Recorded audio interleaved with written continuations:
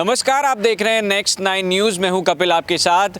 मध्य प्रदेश की अगर बात करी जाए तो इस साल के अंत में चुनाव होंगे और इस तरह की कई रिपोर्ट, इससे जुड़ी हुई कई खास रिपोर्ट हम आपको पहले भी दिखा चुके हैं। फिलहाल हम बात कर रहे हैं प्रवासी भारतीय दिवस की, जो मनाया जाएगा मध्य प्रदेश के अंदर और इसकी मेज़बानी इंदौर का शहर करने वाला है, जिसको लेकर प्रधानमंत्री जो है वो लगातार चर्चाओं में है। यानी कहा जा रहा है कि प्रधानमंत्री ये जो बड़ा इवेंट है इसका उद्घाटन करने वाले हैं। इसके बाद ग्लोबल इन्वेस्टर्स समिट होगा, जहां पर कहा जा रहा है कि इसके ज़रिए मध्य प्रदेश के अंदर कई तरह के बड़े रोज़गार लाए जाएंगे। इसी को लेकर कमलनाथ का ये कहना है कि लगातार दावे तो भाजपा की तरफ से तमाम किए जाते हैं, लेकिन धरातल पे कुछ भी दिखाई नहीं देता। उन्होंने कहा जिस तरह से स्टार्टअप को लेकर सरकार ने कहा था कि अगर स्टार्टअप होंगे तो उसमें मदद की जाएगी, इसको लेकर भी उन्होंने बड़ा बयान दिया और कहा है कि सरकारी आंकड़ों की अगर माने तो पिछले 2 साल में 10,000 से ज़्यादा स्टार्टअप बंद हो चले हैं। और इसके साथ साथ उन्होंने कहा कि पलायन जिस तरह से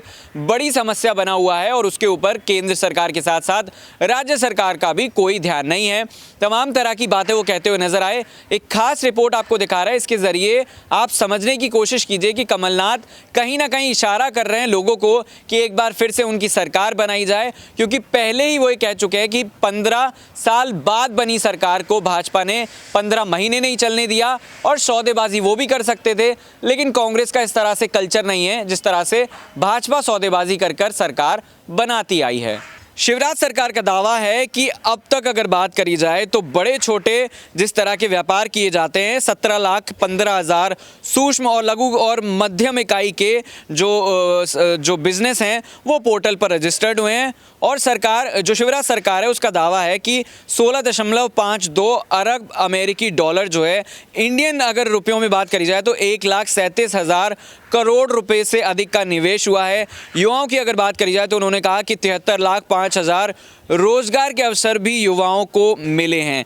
वहीं अगर शिवराज सिंह चौहान की बात करी जाए तो वो लगातार ये कहते आ रहे हैं कि जिस तरह से खारगोन के साथ साथ बाकी तमाम शहरों में कारखाने बंद होते जा रहे हैं, उन्होंने कहा कि भूमि पूजन तो कई बार होता है, कई तरह की ऐसी योजनाएं होती हैं जिसका उद्घाटन फीता काट कर किया जाता है, लेकिन उसके बाद जो है वो ये चीज़ें जो है वो बंद हो जाती हैं और सरकारी फाइलों में ही दबकर रह जाती है।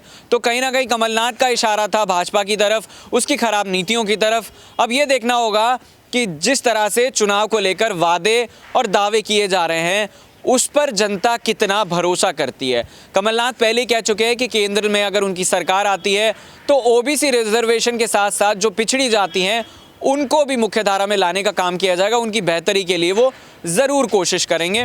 साथ ही साथ उन्होंने कहा था कि 27% जो है वो मैंने रिजर्वेशन भी दिया, लेकिन उसको लेकर भी कहीं ना कहीं भाजपा विरोध में नज़र आई और उन्होंने गरीबों का हक छीनने का काम करा। फिलहाल ये पूरा मामला कोर्ट में है। तो इस तरह की तमाम चीज़ें कमलनाथ कहते हुए नजर आए थे। अब जनता किस पर भरोसा करेगी ये देखने वाली बात होगी। फिलहाल नेक्स्ट 9 न्यूज़ की इस खास पेशकश में इतना ही। देखते रहिए। नमस्कार।